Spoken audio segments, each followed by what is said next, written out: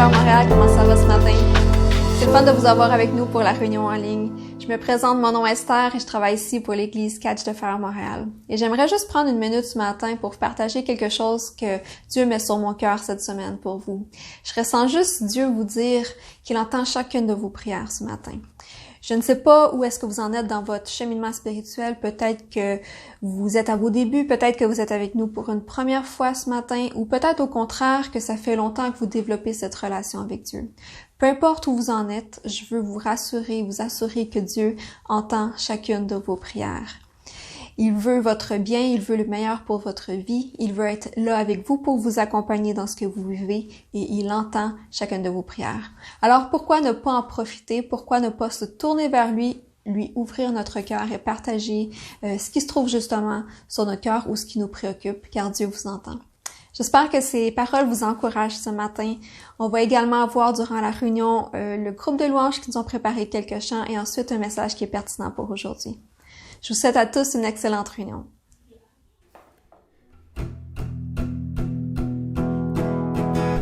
You are faithful, you are good. You're the joy that's set before me. You're my source, you're my redemption. You're my beloved company.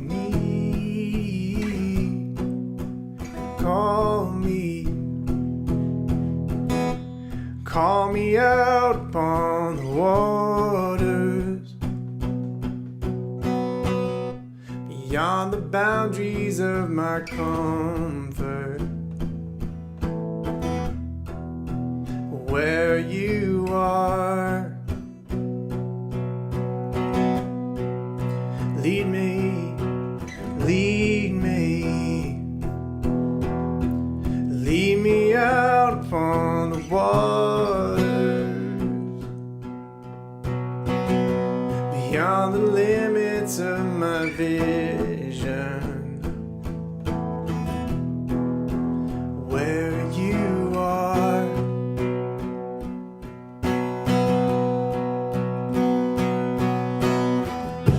your river of perfect kindness. You're the voice that beckons me up to my ankles, past my knees, into your beloved company.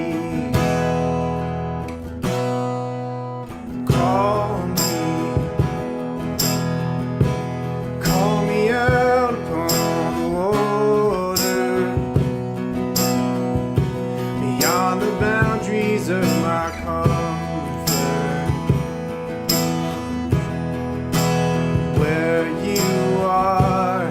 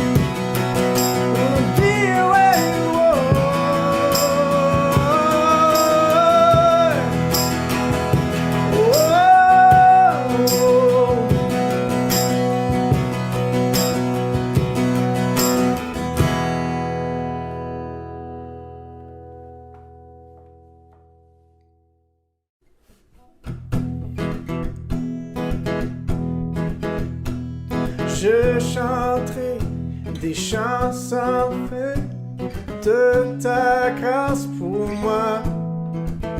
Oh, je danserai des jours sans fin à cause de ton amour. Je chanterai des chansons de ta grâce pour moi. Oh, je chanterai des jours sans fin à cause de ton amour.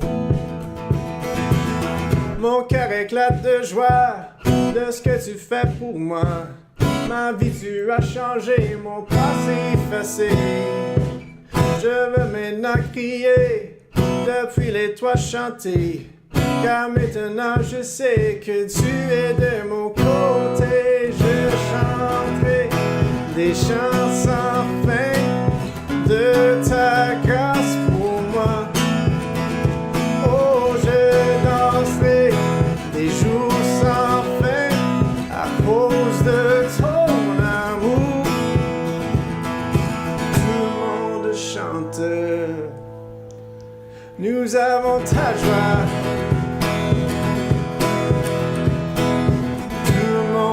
Danse. Nous avons ta joie. Si seulement on pouvait voir que tu souris quand tu nous vois et voir les anges célébrer. Joie et dans ce lieu. Je chanterai des chansons de ta grâce. Oh, je danserai jour sans fin à cause de ton amour. I could sing unending songs of how you saved my soul. I would dance 1,000 miles because of your great love.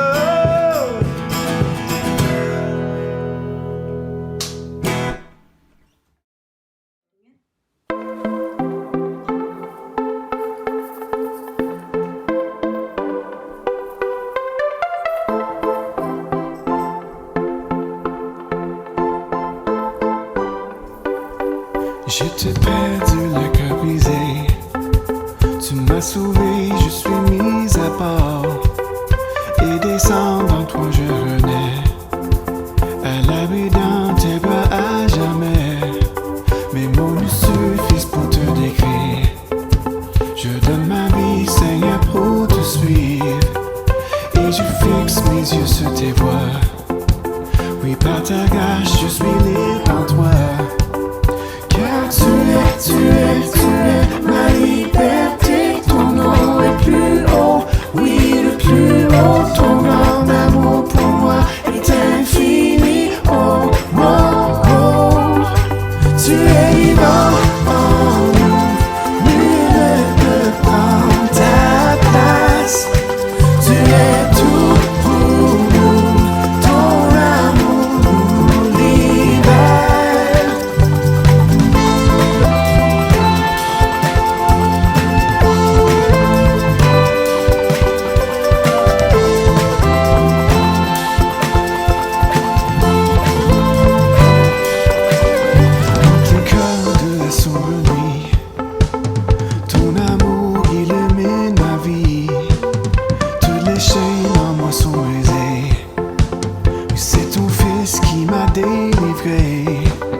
Un jour seul on disparaîtra et nous pourrons te voir face à face.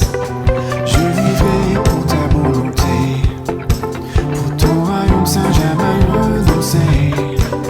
Car tu es ma liberté, ton nom est plus haut, oui le plus haut, ton grand amour pour moi est infini, oh, oh, oh.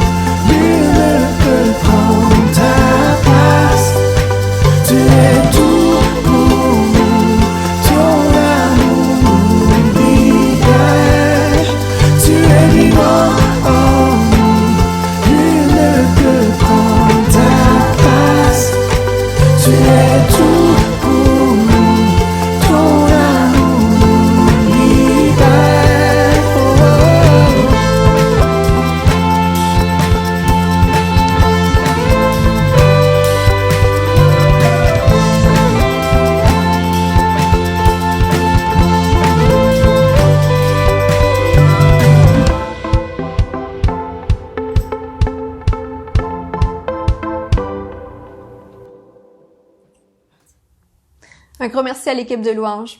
Et un gros merci à vous également qui nous suivez de semaine en semaine. Merci pour votre fidélité. Merci également pour votre générosité. C'est grâce à vous, il y a des gens qui nous soutiennent, qu'on peut accomplir notre mission qui est toujours d'apporter les gens à expérimenter et à vivre la présence de Dieu. Je veux vous donner quand même l'occasion ce matin de contribuer financièrement et vous pouvez le faire de 4 façons. C'est à partir de notre site internet, à partir de l'application PushPay, par virement Interact ou en nous envoyant un chèque par la poste. C'est tout pour mes annonces ce matin. On vous a préparé un message qui va vous encourager. Vivre heureux, c'est un état d'âme. Vivre heureux, c'est vivre des émotions positives. Vivre heureux, c'est un choix qu'on fait chaque jour. 200 études scientifiques qui ont réuni 275 000 personnes révèlent sans ombre du doute qu'être heureux amène du succès dans tous les domaines de notre vie. Santé, nos relations interpersonnelles, dans notre famille, dans notre mariage, partout.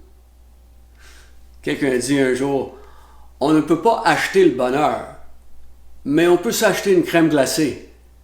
Et c'est presque la même chose. Aujourd'hui, le sujet qu'on va traiter est très important. Vivre heureux, c'est quand on vit dans le pardon. Et j'aimerais citer quelque chose que l'apôtre Paul a dit dans sa lettre aux Romains. Il est écrit « Heureux ceux dont les offenses ont été pardonnées et dont les péchés sont couverts. Heureux l'homme au compte de qui le Seigneur ne porte pas le péché. » On est heureux quand on se sait pardonner. Pour être heureux, c'est d'obtenir le pardon. Être pardonné, c'est un bon commencement si on veut vivre heureux. Et dans la discussion de l'apôtre Paul, dans sa lettre aux Romains, il veut décrire comment on est déclaré pardonné, on est déclaré juste par Dieu, et ça sans pratiquer des bonnes œuvres comme pour gagner notre pardon. Et alors, il va dire, heureux l'homme à qui Dieu n'apporte pas à son compte le péché, mais Dieu met dans son compte le pardon. Il met dans son compte la droiture. Et c'est un concept important, mais c'est un concept qui est facile à comprendre si on prend un exemple banal. Peut-être quelqu'un qui est endetté, il doit tellement d'argent que jamais dans toute sa vie, il serait capable de rembourser la dette. L'idée, c'est que Dieu vient et il va non seulement effacer la dette, il va donner tellement plus dans le compte que là où tu te trouvais dans le rouge vif, maintenant, te voilà et tu as un compte avec une fortune. Être pardonné veut dire que la dette est effacée. Et être pardonné par Dieu veut dire aussi posséder la vie éternelle. Posséder le pardon de Dieu veut dire posséder la vie éternelle. Donc, heureux l'homme qui est pardonné. Heureux aussi parce que quand on se sait pardonner, notre conscience n'est plus tourmentée. On ne vit plus dans un désir de couvrir le mensonge, de le cacher, de le couvrir par d'autres, par un mensonge, de le couvrir par un autre geste qui est des fois pire que le premier geste. Et on est dans un cycle où on doit tout le temps couvrir notre péché et notre conscience peut être obsédée par la mauvaise chose ou les mauvaises choses.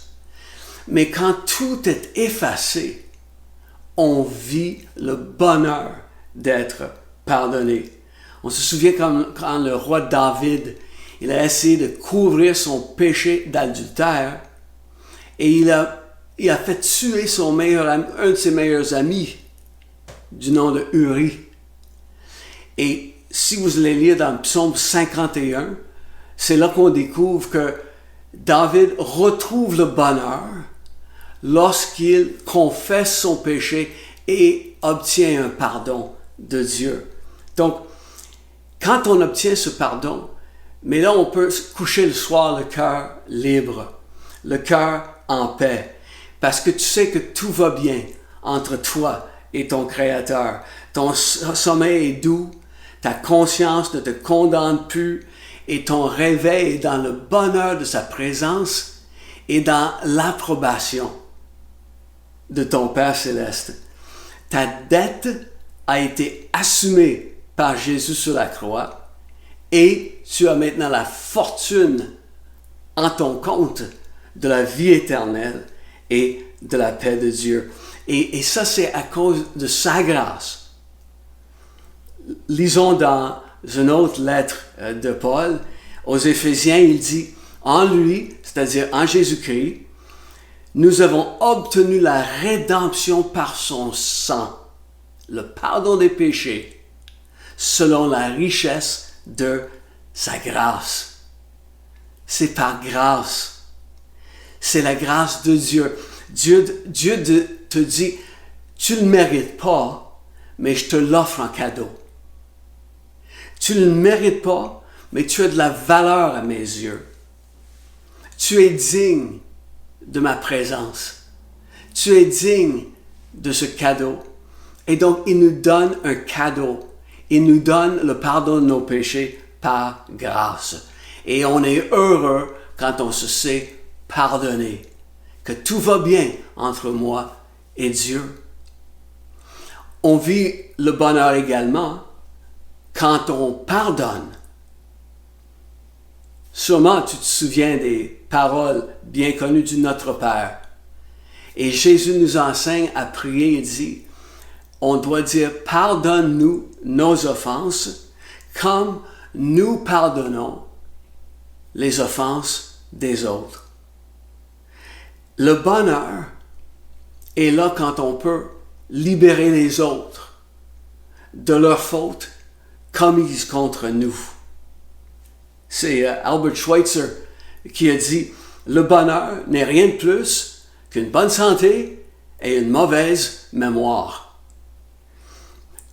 Jésus a dit ceci, « Lorsque vous êtes debout faisant votre prière, si vous avez quelque chose contre quelqu'un, pardonnez, afin que votre Père qui est dans les cieux vous pardonne aussi vos offenses. » On doit pardonner parce que Dieu nous a pardonné. On doit pardonner parce que c'est la chose à faire. Et quand on pardonne, tu es en train de libérer l'autre de sa faute. Et tu vas lui donner le cadeau d'être libéré par don.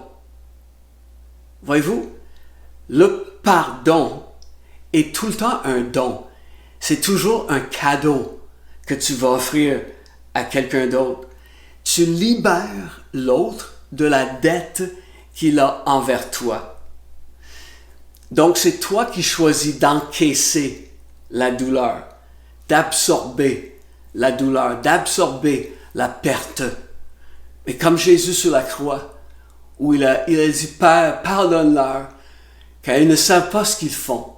Il a décidé d'absorber le mal, d'absorber la douleur qu'ont causé les hommes qui étaient au pied de la croix, de ceux qui crachaient sur lui et se moquaient de lui. Il choisit d'encaisser. Et c'est ce qu'on fait quand on pardonne l'autre. On ne veut plus voir l'autre souffrir pour son péché. On le libère de la dette envers nous. Parce que le non-pardon nous garde souvent dans l'amertume, dans la colère. Le poète Emerson a dit « Chaque minute de colère te prive de 60 secondes de bonheur. » On libère l'autre. Mais quand on libère l'autre, on se libère. Quand tu pardonnes à la personne qui a commis une faute contre toi, tu te libères de ton passé. Sinon, c'est comme si tu as toujours un boulet de canon au pied qui t'attache avec une grosse chaîne à ton passé. Tu es attaché à l'événement. Tu es attaché à l'offenseur. Tu es attaché à cette mauvaise expérience. Et donc, quand tu libères l'autre de sa responsabilité, de sa faute envers toi, mais tu te libères toi-même et tu n'es plus lié à cette mauvaise expérience. Peut-être tu as besoin de pardonner à ton père ou à ta mère. Tu as été peut-être abandonné. Peut-être tu es victime d'abus. Tu es peut-être victime de fraude.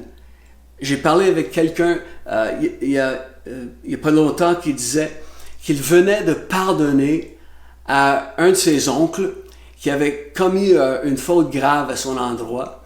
Et il dit, que ça me fait du bien de marcher maintenant après avoir passé l'éponge. Il y a un bonheur qui est là. Quand on pardonne à un ami, à un patron, à un collègue au travail, pense comment Dieu nous pardonne, comment il est à notre égard. Pour lui, notre relation avec lui est plus importante que la multitude de péchés que nous avons commis contre Dieu. Chaque péché est une offense contre Dieu parce que c'est une offense contre l'amour. Chaque péché, c'est l'incarnation de l'égoïsme. Mais la croix, là où Jésus a été suspendu et toute la responsabilité de nos péchés est retombée sur lui, il est mort pour nos fautes. La croix, c'est la déclaration de Dieu que rétablir et maintenir une relation avec toi est plus important que ton péché. Et là, quand tu pardonnes à quelqu'un d'autre, mais tu fais la même chose, tu es en train de dire, toi, tu vaux plus que l'offense que tu m'as faite. Et donc, tu ne le mérites pas, mais pardon, je te pardonne. Parce que tu vaux plus que l'offense. En libérant l'autre, tu vas te libérer toi-même. Pardonner, c'est de laisser tomber ton désir de voir l'autre souffrir pour son péché. La fiancée de George Floyd a dit qu'il fallait pardonner aux policiers impliqués dans son meurtre. Il y a une grosse différence entre le pardon et la justice. Oui, justice doit être faite. Et à travers cet événement, il y a tout un dialogue qui va amener les gens à une meilleure compréhension les uns envers les autres et à comprendre ce que certaines personnes vivent avec la réalité du racisme. Oui, il y a une justice qui doit être accomplie. Mais le pardon, c'est lorsqu'on laisse tomber le désir de voir l'autre souffrir.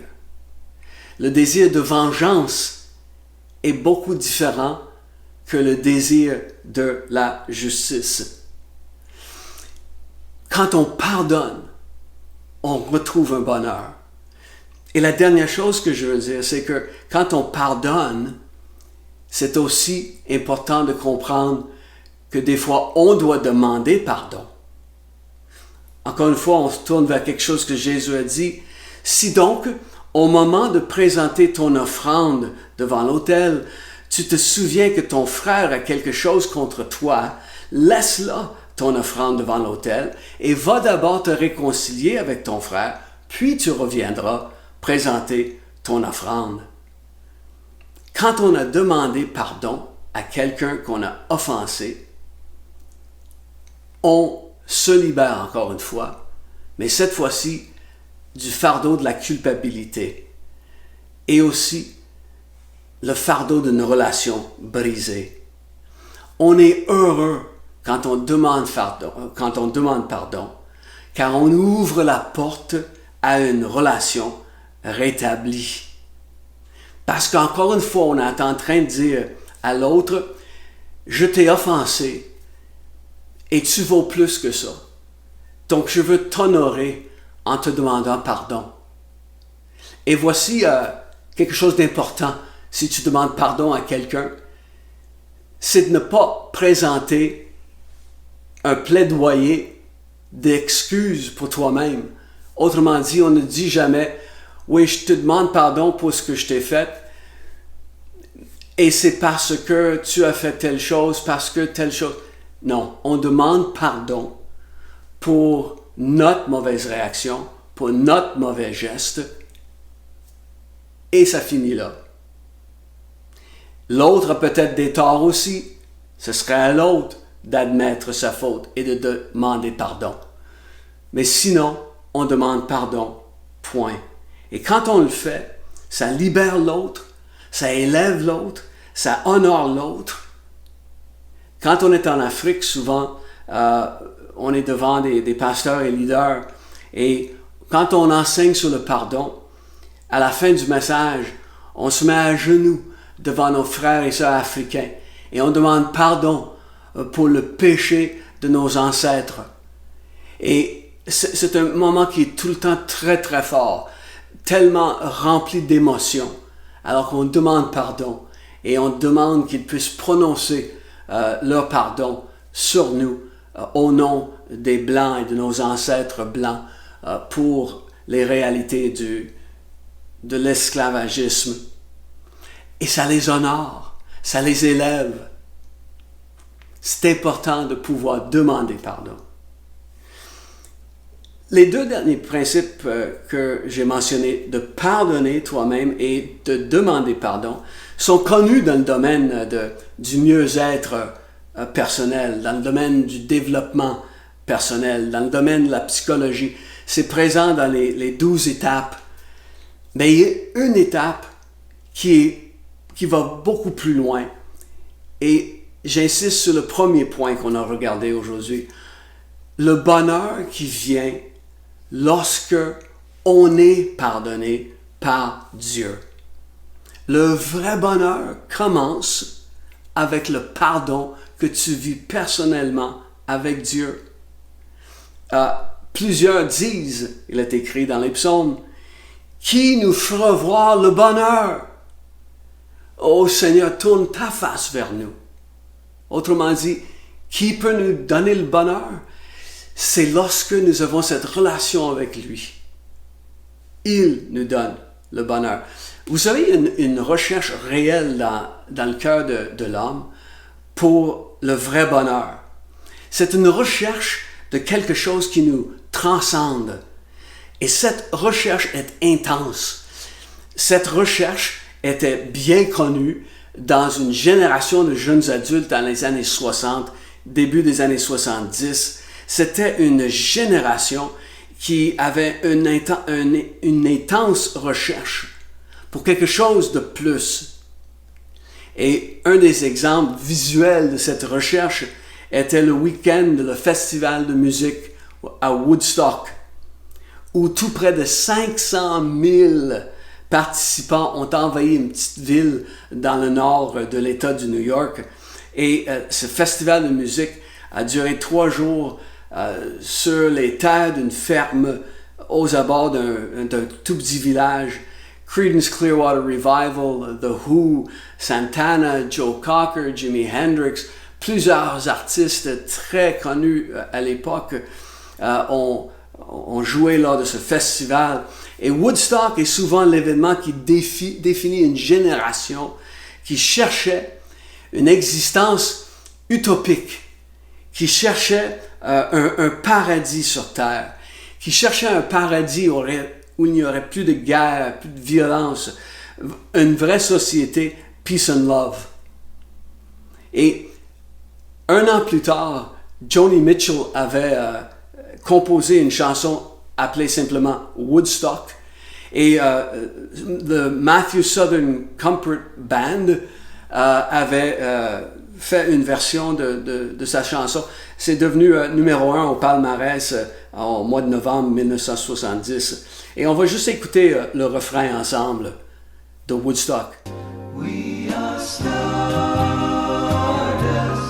we are golden, and we've got to get ourselves back to the garden.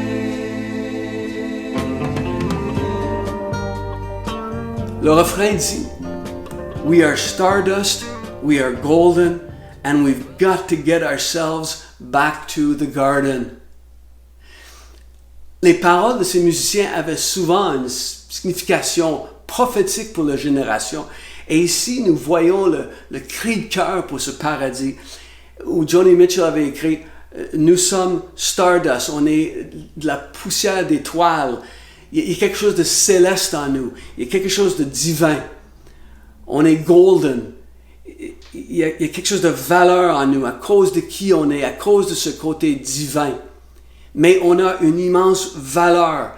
Et notre existence matérialiste, notre existence égoïste, toutes les guerres et les conflits, on est plus que ça. On vaut plus que ça. Donc, il y a ce désir. On a été créé pour plus et on le sait. Car Dieu a mis la pensée d'éternité dans notre cœur. Et on cherche l'existence au paradis. Dans une existence qu'on avait dans le jardin d'Éden. Et l'existence dans ce jardin, ce qui a fait de ce jardin un paradis, c'était la présence de Dieu. Avoir un accès à lui. Et aujourd'hui, il y a une seule porte qui nous donne accès au paradis de la vie en Dieu et au paradis éternel de la vie éternelle. Plusieurs disent, qui nous fera voir le bonheur? La seule voie qui mène au jardin du bonheur, au jardin d'Éden, au paradis. Le seul chemin, la seule voie, la seule porte, c'est Jésus. C'est de passer par Jésus. C'est de passer par la croix et là, de recevoir le pardon de Dieu. Dans le fond, le bonheur commence là où le tout a débuté, dans une relation personnelle avec Dieu. Rechercher un paradis, une utopie sur cette terre est futile. Ça commence par Dieu. Et toute tentative de reproduire un paradis sans Dieu est futile et finira dans l'échec. Le paradis que tu cherches n'est pas dans plus d'argent ou plus de biens matériels, plus de plaisir, plus de sensations fortes. Le vrai bonheur commence lorsque tu vis le pardon avec Dieu et tu entres dans une relation avec lui.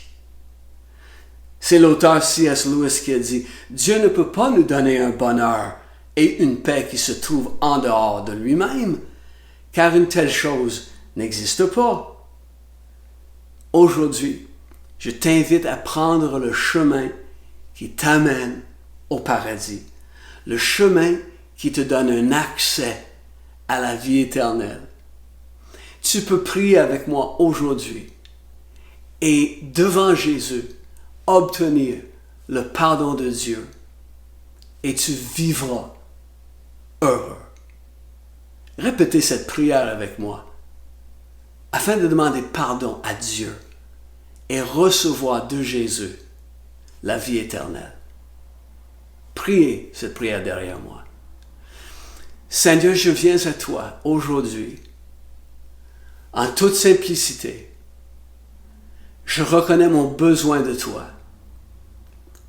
car j'ai péché contre toi. J'ai péché contre les gens. J'ai péché contre l'amour. Je te demande pardon, Jésus, pour toutes mes fautes. Tu es mort à ma place pour payer ma dette. Et je reçois de toi le cadeau de la vie éternelle. Merci Jésus de ton cadeau. Je veux vivre maintenant pour toi. Amen. Félicitations. Si tu as prié cette prière, tu viens d'obtenir le pardon de Dieu. Et je t'encourage à nous écrire, à aller sur notre site web, à communiquer avec nous. Ça nous fera plaisir de t'aider à cheminer plus dans ta foi avec Dieu. Et cette semaine, alors que tu vis le bonheur d'être pardonné de Dieu, de te savoir pardonner, mais cette semaine, je te lance le défi aussi de pardonner à quelqu'un d'autre, de libérer les autres qui ont commis des offenses contre toi, de dire je laisse tomber tout désir de vengeance, tout désir de voir l'autre souffrir, je le libère. Libère-toi de ton passé. Et s'il y a quelqu'un à qui tu dois demander pardon, mais cette semaine, que tu puisses obtenir le courage de le faire et là rétablir une relation avec quelqu'un. Dieu désire que tu vives heureux. Que Dieu te bénisse et ensemble on va être de retour la semaine prochaine. C'était le fun de vous avoir avec nous ce matin et on espère vous revoir dimanche prochain. Si vous avez des questions concernant le contenu de la réunion, n'hésitez pas à nous écrire au travers de notre page Facebook ou à nous envoyer un courriel à montréal@catchdeffer.com. Si vous avez aimé le contenu de la réunion, on vous invite aussi à vous abonner à la chaîne YouTube. On vous invite aussi à nous suivre sur Facebook et à commenter, partager. Invitez vos amis aussi à participer avec vous. Église Catch de Fer, on pense à vous. On prie pour vous, on vous aime et on espère vous revoir dimanche prochain. Bonne semaine!